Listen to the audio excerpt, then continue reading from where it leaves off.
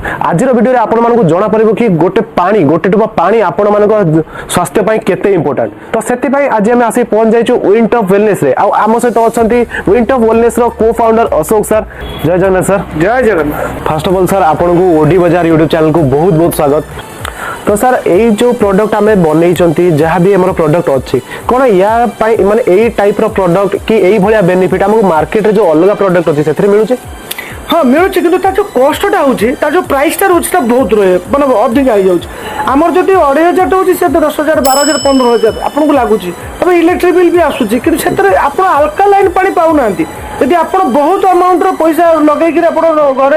व्यवहार करेंगे तो आप अल्कालाइन मिले से 20-30 टका आपको पड़ जाए से जो 2,500 टका खर्च भी करी